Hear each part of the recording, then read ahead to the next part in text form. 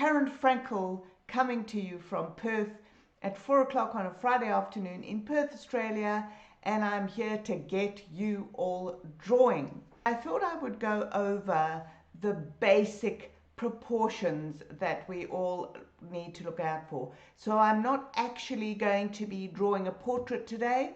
I'm not going to be going into the nitty-gritty of shading and all of those things today.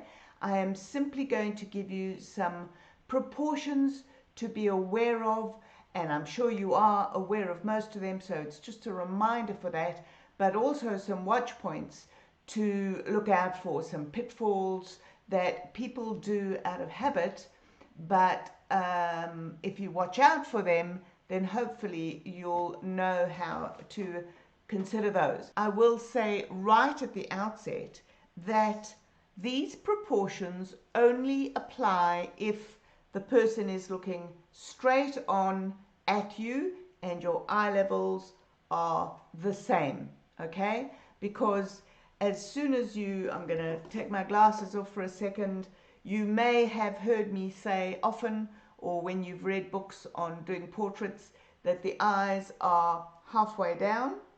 So that is the same as that distance. Well, if I do that, then that is now much bigger than that. And if I do that, then that is much bigger than that. And of course, if I do twist my head in all different ways, then these proportions go out the window as far as we are looking at them. So this lesson today is all about standard proportions for a face that is looking directly at you and hasn't got a beehive hairstyle and all those sorts of things. So how am I going to go about finding these proportions? I'm going to use a little strip of paper. Now, if you are measuring proportions on a real person, of course you will hold your pencil up and you will measure, like, I'm just looking at the screen to see what's going on.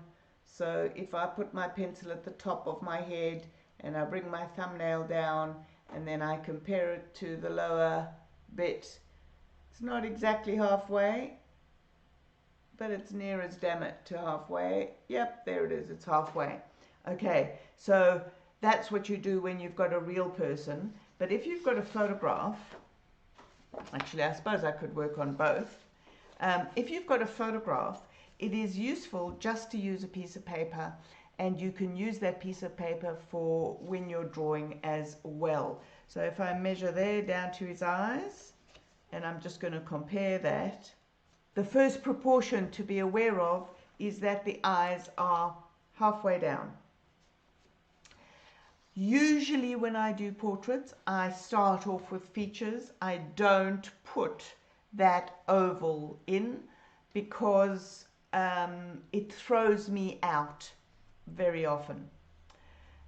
So I'm going to be building up our scary face here, which is not going to be a portrait, just by showing you these proportions. The next proportion that I am going to look at is how the eyes fit on the head. So if I measure the eye, and I can actually write that on my little piece of paper, and clearly both eyes are the same size, you will find that the space between the eyes is also an eye width. Okay, that and that are the same. Now, many books that I have found on teaching portraits or lessons that I've seen on the internet say that there is an eye width from the eye to the end of the head, and you can see on this skeleton that is correct. But when I do it, when you've got hair on and that sort of thing, although I'm second guessing myself, let's see if it works on my eyes. So my eye, so I'm going from the corner of my tear duct there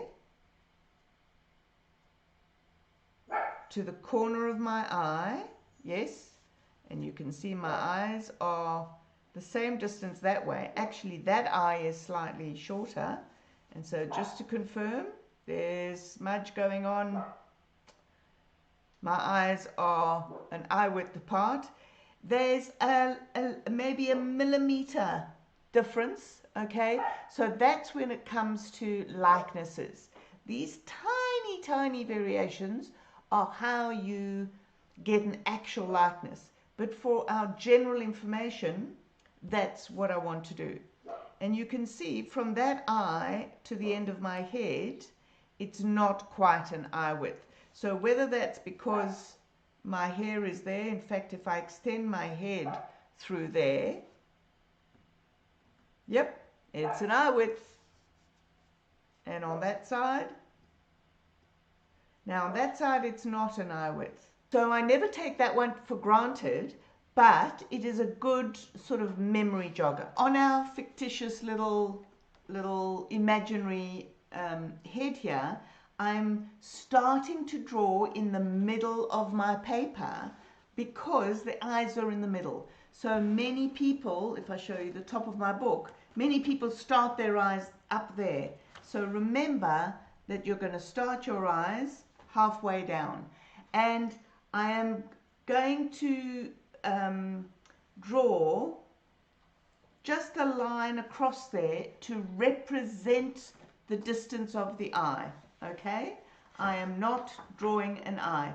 The reason why I don't like drawing an eye when I start a portrait is because we usually draw that kind of almond eye, and eyes are not that shape. They need to be looked at much more carefully. And in fact, I've done a lesson just on eyes. So if you actually put that fictitious eye, that almond eye, the temptation to leave it like that is very, very strong. So at the moment, I'm just placing that eye width there. And on my piece of paper, maybe you can get another piece of paper. So this one is for my drawing, right? And this one is for my measuring the photo. You'll see why they're different. Basically, I am drawing this in proportion with itself, not the same size as my portrait. If I were drawing the portrait, if I were drawing exactly the same size, then I could use exactly the same measurements here. I don't like doing that. And particularly if you are, if you're drawing somebody and you're using the pencil measurement, you know, you are not going to just transfer and do a tiny, tiny pencil portrait like that. So it is important to have your own piece of paper to check with your measurements here. Or you can just use a pencil and go like that. I've made a decision that my eyes are going to be that big. You have to make that first decision. I said I wasn't going to draw a portrait and just teach you about proportions, so I'm going to continue doing that. So I put an eye width between my eyes. Okay? Eye. And let's put a fifth eye. So you can divide up the middle of your portrait into 5, or do what I did, and that's automatically 5 because I've used my eye width 5 times, and we can make it a little bit shorter if we need to. Okay.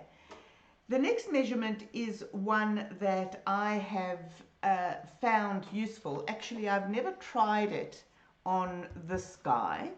So I have tried it on photographs of portraits. Let's see if it works. There's my eye that I labeled from before.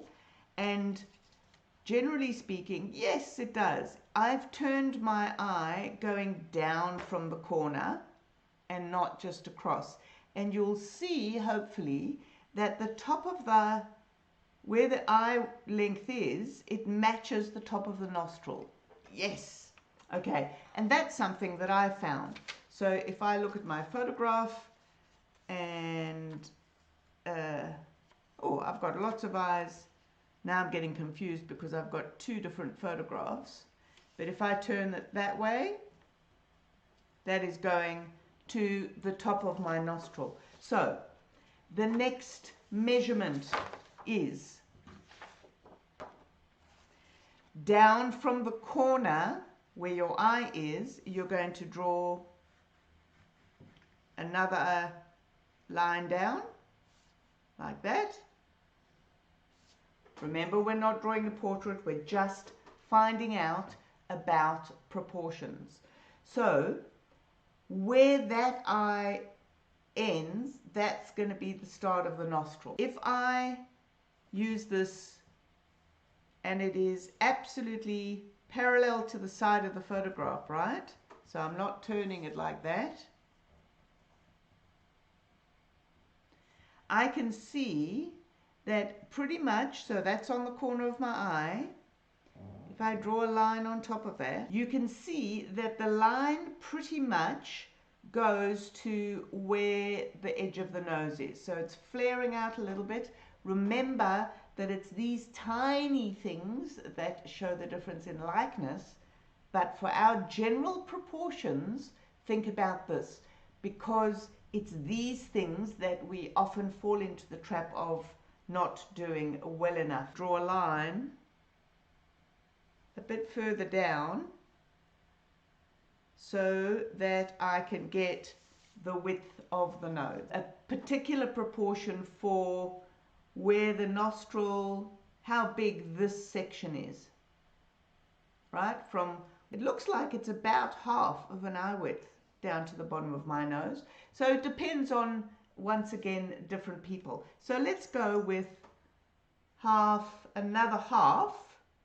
So half of that again to get down to the bottom of the nose.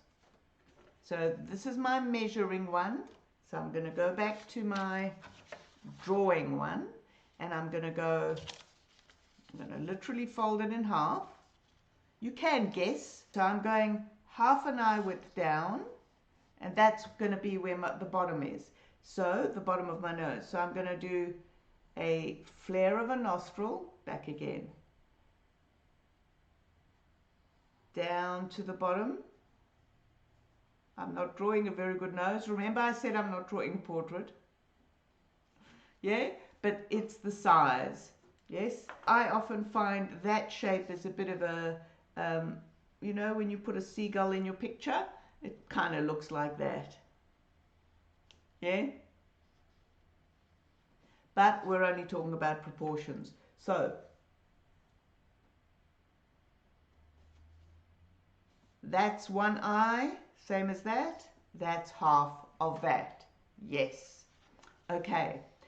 The next measurement, as far as I remember, it is another, no, it's not. There's eye, yep. There's about another eye down to the bottom of the chin. Okay, so having said, so it's an eye and a half, and an eye and an eye. Okay, I know I've got a few lines there, but basically the bottom of the lip is on that line. My lips are very thin and they're pursed and let's put those measurements onto my fictitious drawing. So we need, that's the drawing, yes, we need another eye down to the bottom of the mouth, not to the middle and not to the top. The mouth is much higher up than we think. So that line is the bottom of the mouth. Yes? And then we've got another eye width down to the chin. Okay, so I hope you've got that. So that's one eye there. That's half an eye there, that's one eye there, and that's one eye. And this eye, that is the bottom lip, the bottom of the bottom lip. if I measure now from where my eyes are to my chin, my eyes should be halfway, therefore the top of my head, you can't see that, the top of my head is way up there, okay? So that is halfway. Now I know you can't see the whole thing because it is zoomed out a little bit far, but take my word for it. And because you've got the side of the head as well, you can now kind of, and I'm saying kind of because there are some pitfalls to watch out for, but you've kind of got an idea of the proportion of that head, okay? The mouth. What is the proportion for the mouth? If I go from the middle of the eye, so again, I'm not drawing an eye, I've just put 2 dots there. If I draw a line down from the middle of the eye, the middle of the pupil, down, that is how wide the mouth is. Straight down from my pupils, down, and look, it is where my mouth is. So we generally do mouths way too small and too far below the nose. We also tend to make the nose too long, okay? So that measurement from the nostril to the eye is quite an important one. So if that's the bottom of the mouth, the middle of the mouth is going to be above it. And here's your first pitfall to remember. Mouths actually aren't smiling if they're not smiling, okay? There is a droop in mouths. So in this particular photo, my mouth is going quite straight across with a tiny smile. So I am smiling, but generally speaking, the shape of the mouth in the middle goes down from that center, down like that. That's the middle of the mouth, not the bottom of the, not the top of the mouth, okay? So next time you see a face at rest, have a look at the shape of the mouth. Now, that, see, I shortened it, goes all the way out to the middle of the pupils. And then you can put the top lip in. So see how well that works?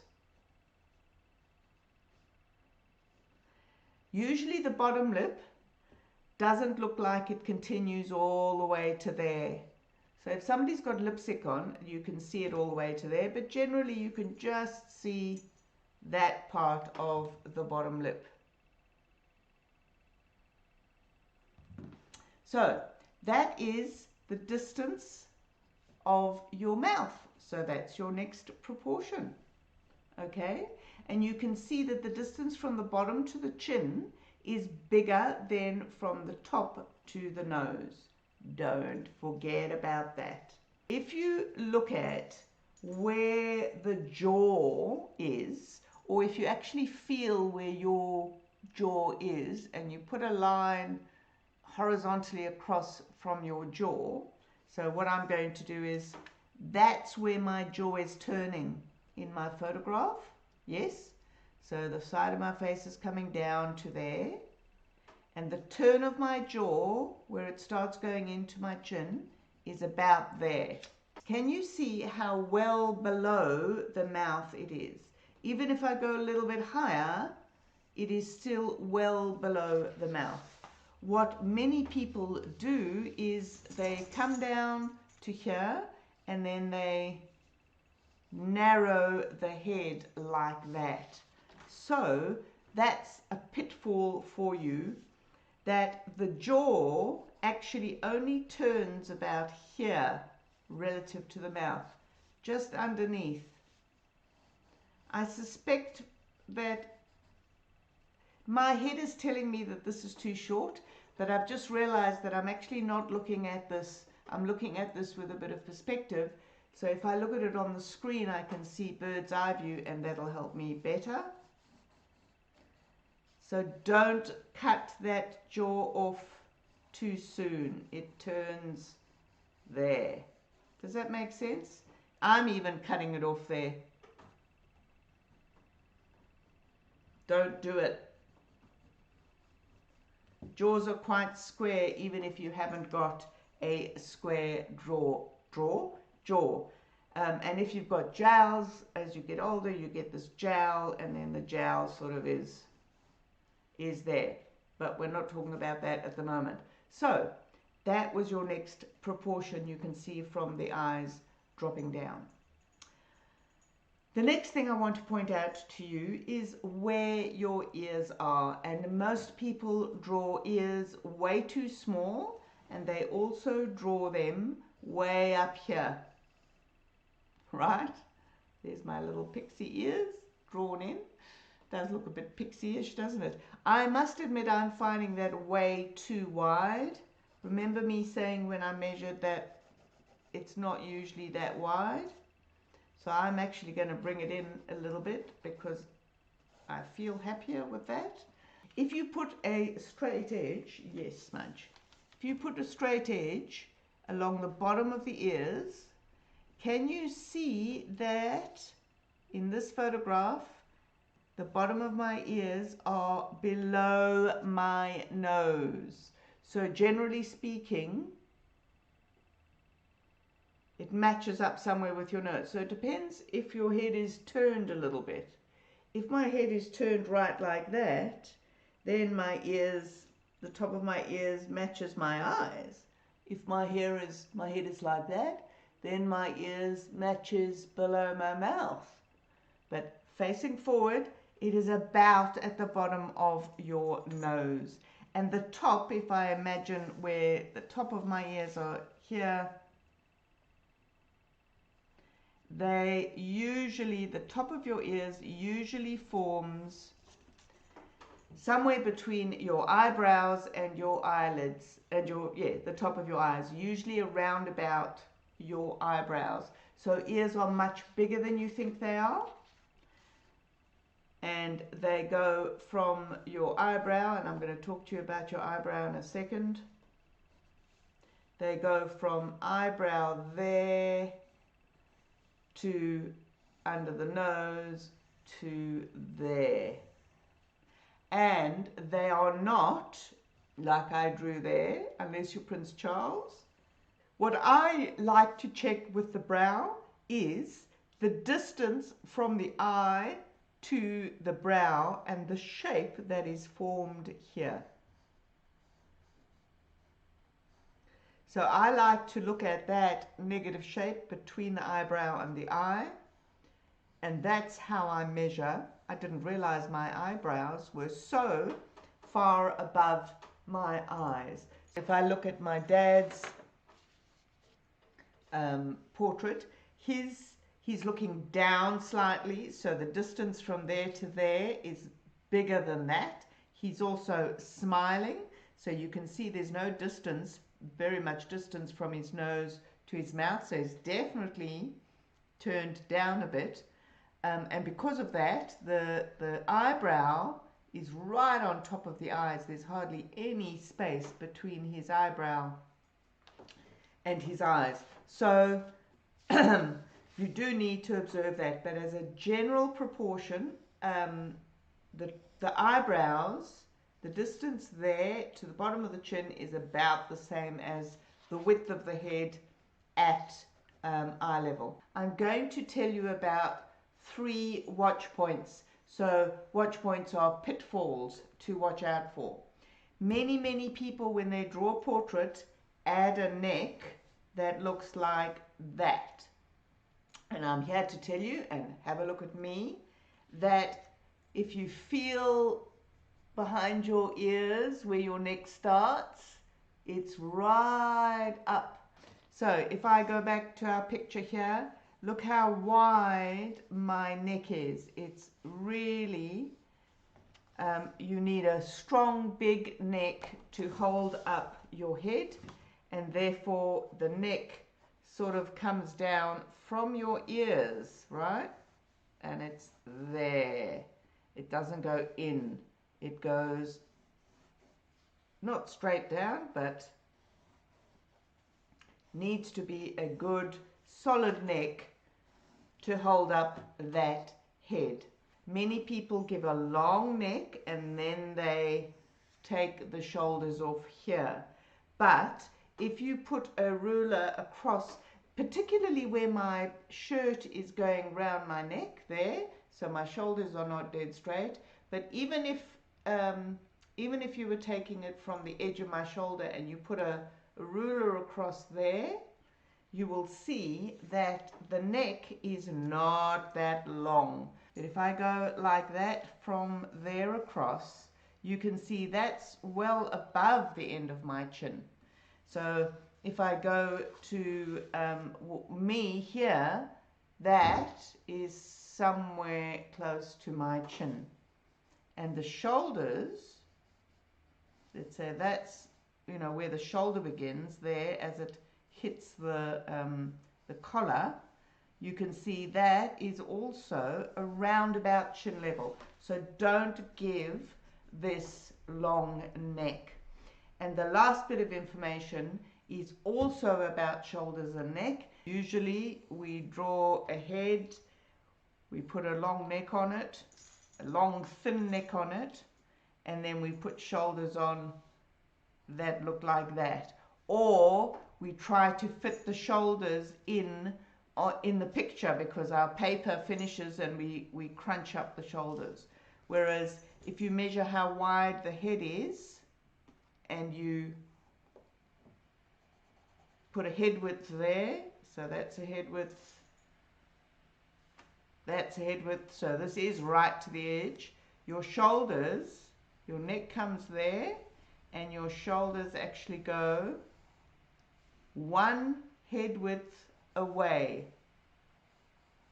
Obviously your shoulders aren't that square, but if you put a line up there, that's how wide your shoulders would be. Those are your basic head proportions for faces looking directly at you. These are standard enough so that even when you are doing a portrait of a real person, you can check if you're getting it at least a little bit right. The fact that the bottom of the mouth is the bit that's halfway, not the top of the mouth or the middle of the mouth. And I've also along the way shown you a couple of pitfalls or a couple of ways you have to look at real people to make those nuances, those slight differences. So what is that shape? The fact that my eyes are slightly bigger than an eye width apart, and my nose is slightly bigger than an eye width apart. So all of those sorts of things are little things. The length of my nose, I've got quite a long nose, so when it comes towards you, it's further down there, whereas some people have got a smaller nose, or they're looking slightly up or slightly down. So those are the little things that will change one person to another. I'm going to say over and out for another Friday. Lovely being with you. Of course, as usual, Karen Frankel signing out and saying get drawing for another week. Bye-bye.